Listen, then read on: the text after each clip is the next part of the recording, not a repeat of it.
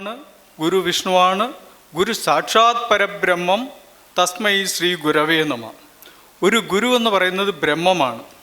ബ്രഹ്മം എന്താണ്, ഒരു ദേവൻ എന്താണ്, ഒരു ദേവനുള്ള സ്ഥാനവും ബ്രഹ്മത്തിനുള്ള സ്ഥാനവും. നമ്മളുടെ കണ്ണിന് കാഴ്ച ഉണ്ട് എന്ന് നമുക്ക് തോന്നുന്നത് ആ കാഴ്ച കണ്ണുകൊണ്ട് നമ്മൾ കാണുന്നു എന്നുള്ളത് കൊണ്ടാണ്. പക്ഷേ ആ കാണുന്ന കണ്ണിൻ്റെ ബാക്കിൽ ഒരു ബ്രഹ്മചൈതന്യം ഉള്ളത് കൊണ്ടാണ് നമ്മൾക്കത് കാണാൻ പറ്റുന്നത്. അതാണ് നമ്മളിലുള്ള ആത്മാവ്. ഇതെല്ലാം നമ്മൾ എല്ലാ ജീവജാലങ്ങളിലും ജീവനില്ലാത്ത വസ്തുക്കളിലും എല്ലാം ഉള്ളതാണ് ഈ പരമാത്മ ചൈതന്യം. ഈ ചൈതന്യം ഉള്ളത് കൊണ്ട് മാത്രമാണ് ജീവൻ ഉള്ള വസ്തുക്കൾ ചലിക്കുന്നതും പ്രവർത്തിക്കുന്നതും. അപ്പം ഈ ചൈതന്യത്തിൻ്റെ കാരണമായ പരബ്രഹ്മമാണ് ഗുരു. യഥോവ ഇമാനി ജീവാനി ജീവന്തി യത് പ്രയന്തപി സംവിസന്തി തത് ജിജ്ഞാസസ്വ തത് ബ്രഹ്മേതി. ഇത് വേദവാക്യമാണ്. അതായത് ഏതിനാണോ ഒരെണ്ണത്തിന് ജീവിക്കാൻ അവസരം കിട്ടുന്നത്, അതിനെ ചലിപ്പിക്കാൻ പറ്റുന്നത്, അതിനെ നാശത്തിലേക്ക് കൊണ്ടുപോകാൻ കഴിയുന്ന അതാണ് ബ്രഹ്മം. എന്നാൽ ഒരു ദേവനെ സംബന്ധിച്ചിടത്തോളം ആ ഒരു ചൈതന്യഭാവം ഇല്ല, പൂർണ്ണമായും ഉള്ളത് ബ്രഹ്മത്തിനാണ്. ഈ ബ്രഹ്മചൈതന്യം ഒന്നിലേക്കും നമുക്ക് ആവാഹിക്കാൻ പറ്റുന്നതല്ല. അത് ബ്രഹ്മചൈതന്യം ഈ ലോകം മുഴുവൻ നിറഞ്ഞു നിൽക്കുന്നതാണ്. ആ ചൈതന്യത്തെ നമുക്ക് ഉണ്ടാക്കാനോ നശിപ്പിക്കാനോ ഒന്നും പറ്റുന്നില്ല. അങ്ങനെയുള്ള ഒരു ചൈതന്യത്തെ പറ്റിയാണ് നമ്മളുടെ വേദങ്ങളിൽ എഴുതി വച്ചിരിക്കുന്നത്. ഞാൻ ഒന്ന് ചൊല്ലാം, അതിനുള്ള സമയമുള്ളൂ. ഗുരു ബ്രഹ്മ ഗുരുർ വിഷ്ണു ഗുരുദേവോ മഹേശ്വര ഗുരു സാക്ഷാത് പരം ബ്രഹ്മ തസ്മൈ ശ്രീ ഗുരവേ നമ. അഖണ്ഡമണ്ഡലാകാരം വ്യാപ്തം യേന ചരാചരം തത്പദം ദർശിതം യേന തസ്മൈ ശ്രീ ഗുരവേ നമ. അജ്ഞാനതിമിരാന്ധസ്യ ജ്ഞാനാഞ്ജനശലാകയഃ ചക്ഷുരുന്മീലിതം യേന തസ്മൈ ശ്രീ ഗുരവേ നമ. ഈ പറഞ്ഞ വരികളിലൂടെ നമുക്ക് മനസ്സിലാക്കാൻ പറ്റുന്ന അഖണ്ഡമണ്ഡലാകാരത്തിൽ നിറഞ്ഞു നിൽക്കുന്ന ഒരു ശക്തിയാണ് ബ്രഹ്മം. ഈ ബ്രഹ്മം എന്ന് പറയുന്നത് അറിവാണ്. ഗുരു നമുക്ക് അറിവെന്നുള്ള രീതിയിലാണ് ബ്രഹ്മത്തെ പരിചയപ്പെടുത്തിയിരിക്കുന്നത്. ഈ അറിവ് അജ്ഞാന തിമിരാന്തസ്യ ജ്ഞാനാഞ്ജന ശലാകയഃ ചക്ഷുരും മീലിതം യേന തസ്മൈ ശ്രീ ഗുരവേ നമ. അജ്ഞാനത്തിൽ മുങ്ങിയിരിക്കുന്നവരെ ജ്ഞാനത്തിൻ്റെ കണ്ണെഴുതി നമ്മളെ കണ്ണ് തെളിച്ചു തരുന്നതാണ് ഗുരു. അതാണ് അജ്ഞാനതിമിരാന്തസ്യ ജ്ഞാനാഞ്ജന ശലാകയഃ ചക്ഷുരും മീലിതം യേന തസ്മൈ ശ്രീ ഗുരവേ നമ. സ്ഥാവരം ജംഗമം വ്യാപ്തം യേന കൃത്സനം ചരാചരം തത്പദം ദർശിതം യേന തസ്മൈ ശ്രീ ഗുരവേ നമ. എല്ലാ ജീവജാലങ്ങളിലും ജീവനില്ലാത്തതിനും എല്ലാം ചൈതന്യമായി നിൽക്കുന്നത് ആ ഒരു ചലനമാണ്. ആ ചലനം ഉണ്ടായിരിക്കുന്നത് ചലനം ഇല്ലാതിരുന്ന ഒരവസ്ഥയിൽ പ്രപഞ്ചത്തിൽ ഒരു ശബ്ദത്തിൽ നിന്നാണ് ഇതിൻ്റെ തുടക്കം. ആ ശബ്ദം ഉണ്ടായി, അതിനുശേഷം അതിന് ഒരു രൂപമുണ്ടായി. അങ്ങനെ പല ഘട്ടങ്ങളായിട്ട് നമ്മൾ ഭൂമിയിൽ വൃക്ഷജലാദികൾ ഉണ്ടായതിനു ശേഷം അതിൽ നിന്നാണ് മനുഷ്യനെ പോലെയുള്ള ജീവജാലങ്ങൾക്ക് ഉൽപ്പത്തി ഉണ്ടായ. അതിൻ്റെ കായ്കനികളിൽ നിന്നും ആണ് ഉണ്ടായെന്നുള്ളതാണ് പറയപ്പെടുന്നത്. ചിദ്രൂപേണ പരിവ്യാപ്തം ത്രൈലോക്യം സചരാചരം തത്പദം ദർശിതം യേന തസ്മൈ ശ്രീ ഗുരവേ നമ. സർവശ്രുതിശിരോരത്ന സമുദ്ഭാസിതമൂർത്തയേ വേദാന്താംബുജ സൂര്യായ തസ്മൈ ശ്രീ ഗുരവേ നമ. ചൈതന്യ ശാശ്വത ശാന്തോ വ്യോമാതീതോ നിരഞ്ജന ബിന്ദുനാഥ കലാതീത തസ്മൈ ശ്രീ ഗുരവേ നമ. ജ്ഞാനശക്തി സമാരൂഢ തത്വമാലാ വിഭൂഷിത ഭുക്തി മുക്തി പ്രദാത ച തസ്മൈ ശ്രീ ഗുരവേ നമ. നമ്മൾക്ക് ഭുക്തിയും മുക്തിയും തരുന്നത് ഒരു ഗുരുവാണ്.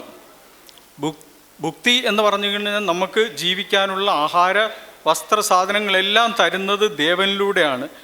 അത് നമുക്ക് മുക്തി കിട്ടണമെങ്കിൽ ഒരു ഗുരുവിനെ പ്രാപിച്ചേ പറ്റുള്ളൂ. നമ്മൾ ദേവനെ ആചാരിച്ചു കഴിഞ്ഞാൽ നമുക്ക് ഒരിക്കലും മുക്തി കിട്ടത്തില്ല. നമുക്ക് കിട്ടുന്നത് മുക്തി അഥവാ മോക്ഷം കിട്ടണമെങ്കിൽ ജ്ഞാനം ഉണ്ടാകണം. ആ ജ്ഞാനത്തിലൂടെ മാത്രമേ നമുക്ക് മുക്തി കിട്ടത്തുള്ളൂ. അതാണ് ദേവനും ബ്രഹ്മവും തമ്മിലുള്ള വ്യത്യാസം. ജ്ഞാനശക്തി സമാരൂഢ തത്വമാലാ വിഭൂഷിത ഭുക്തിമുക്തി പ്രദാത ച തസ്മൈ ശ്രീ ഗുരവേ നമ. ഗുരുവിനെ ആരാധിക്കുന്ന സമയത്ത് നമ്മൾക്ക് ഇത് രണ്ടും ഉണ്ടാകുന്നുണ്ട്. ഭുക്തിയും കിട്ടുന്നുണ്ട്, മുക്തിയും കിട്ടുന്നു. അപ്പം അതിനാൽ പരബ്രഹ്മമായ ഗുരുവിനെ നമ്മൾ അറിഞ്ഞ് ആരാധിക്കണം.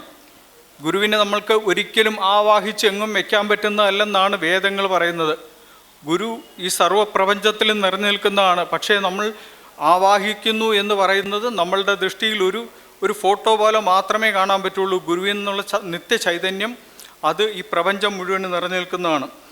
അനേക ജന്മ സംപ്രാപ്ത കർമ്മേന്ദന വിദാഹിനേ ആത്മജ്ഞാനാഗ്നിദാനേന തസ്മൈ ശ്രീ ഗുരവേ നമ. നമ്മളൊരു ജ്ഞാനിയായി കഴിഞ്ഞു കഴിഞ്ഞാൽ ദ്വിജനാകാൻ പറ്റും. നമ്മൾ ജനിക്കുമ്പോൾ എല്ലാവരും എന്താ പറയുക, ജ്ഞാനത്തോടു കൂടിയല്ല ജനിക്കുന്നത്. ഏത് രീതിയിൽ ജനിച്ചവനാണേലും ജ്ഞാനം നേടിക്കഴിഞ്ഞാൽ അവനൊരു പുനർജന്മമുണ്ടാകും. ആ പുനർജന്മത്തിലൂടെ ജീവിച്ചിരിക്കുമ്പോൾ തന്നെ അവന് മുക്തി നേടണമെങ്കിൽ ആത്മജ്ഞാനം ഉണ്ടാകണം. അതിന് നമ്മൾ ഗുരു ഉപദേശിച്ചെന്ന കൃതികളും, ഞാൻ മുഴുവൻ ചൊല്ലാൻ പറ്റിയിട്ടില്ലാത്ത കൃതികളും എല്ലാവർക്കും ചൊല്ലാൻ കഴിയട്ടെ എന്ന് പഠിച്ചാണ്, മറന്നുപോയതാണ്. അപ്പോൾ അങ്ങനെയുള്ള കൃതികൾ നമ്മളെല്ലാവരും ഹൃദയസ്ഥമാക്കുക. ആ കൃതിയിൽ മുഴുവൻ പറഞ്ഞിരിക്കുന്നത് ബ്രഹ്മത്തെക്കുറിച്ചാണ് ഗുരു നമുക്ക് പറഞ്ഞത്. ഓം ഇതി ബ്രഹ്മ എന്നാണ് ഗുരു പറഞ്ഞിരിക്കുന്നത്. അതാണ് ഗുരു ഉല്ലല ഓങ്കാരേശ്വരത്ത് അവസാനമായിട്ട് കണ്ണാടിയിൽ ഓങ്കാര പ്രതിഷ്ഠ നടത്തിയത്. ഓങ്കാരം കണ്ണാടിയിൽ എന്തുകൊണ്ട് നടത്തിയെന്ന് വെച്ചാൽ, നമ്മൾക്ക് കാണാൻ വേണ്ടിയിട്ടുള്ള കണ്ണാടി എന്ന് പറഞ്ഞാൽ നമ്മുടെ ശരീരമാണെന്നും ഓം എന്നത് പരബ്രഹ്മമാണെന്നും ഗുരു നമുക്ക് തെളിയിച്ചു തന്നതാണ്. അതായത് ഗുരു പറയുന്ന വേദമന്ത്രം ഓമാണ് ബ്രഹ്മം. ഓം ഇതി ബ്രഹ്മ എന്നാണ് വേദം പറയുന്നത്. ശോഷണം ഭവ സിന്ധോശ്ച പ്രാവണം സാരസമ്പദ യസ്യ പാദോദകം സമ്യക് തസ്മൈ ശ്രീ ഗുരവേ നമ. ന ഗുരോരധികം തത്വം, ഒരു തത്വവുമില്ല, ഒരു വേദങ്ങളും ഒന്നുമില്ല ഒരു ഗുരുവിൻ്റെ അത്രയും. ന ഗുരോരധികം തത്വം ന ഗുരോരധികം തവ. ഒരു താപസിക്ക് പോലും ഒരു ഗുരുവിൻ്റെ സ്ഥാനത്തെത്താൻ പറ്റത്തില്ല. തത്വജ്ഞാനാത് പരം നാസ്തി തസ്മൈ ശ്രീ ഗുരവേ നമ. മന്നാഥ ശ്രീ ജഗന്നാഥോ മദ്ഗുരു ശ്രീ ജഗദ്ഗുരു മതാത്മാ സർവഭൂതാത്മാ തസ്മൈ ശ്രീ ഗുരവേ നമ. ഗുരുരാതിരനാദിശ്യം ഗുരു പരമദൈവതം ഗുരോ പരതരം നാസ്തി തസ്മൈ ശ്രീ ഗുരവേ നമ. ഞാൻ ആദ്യം ചൊല്ലിയ യഥോവ ഇമാനി ഭൂതാനി ജായന്തി യേന ജാതാനി ജീവന്തി യത് പ്രയന്തവി സംവിസന്തി തദ് ജിജ്ഞാസസ്വ തദ് ബ്രഹ്മേതി. അതായത് സൃഷ്ടിയും നിലനിൽപ്പും അതിൻ്റെ സംഹാരവും എല്ലാം നടത്തുന്നതിന് കാരണക്കാരനായിരിക്കുന്ന അത് ഗുരുവിലൂടെയാണ് ഈ ദേവന്മാർ ഇതെല്ലാം ചെയ്യുന്നെന്നുള്ളതാണ്. ബ്രഹ്മാനന്ദം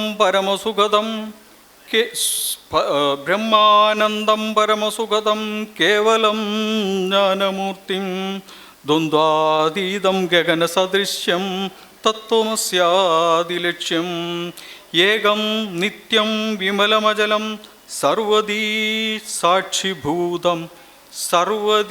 സാക്ഷിഭൂതം ഭാവാതീതം ത്രിഗുണരഹിതം സദ്ഗുരും തം നമാമി.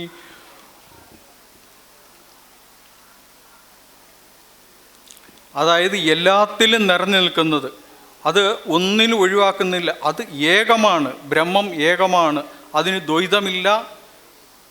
അദ്വൈതമായിട്ടുള്ളതാണ് ബ്രഹ്മം. നമ്മൾ ആരും വെച്ച് പൂജിക്കുന്ന, അതായത് ഉപാസനാ മാർഗത്തിലൂടെ കർമ്മകാണ്ഡത്തിലൂടെയൊക്കെ നമ്മൾ ശ്രമിച്ചാലും ആ ബ്രഹ്മത്തിലേക്ക് നമുക്ക് എത്താൻ പറ്റത്തില്ല. അതിൽ ഗുരുവിലൂടെ മാത്രമേ പറ്റൂ എന്നാണ് പറയുന്നത്.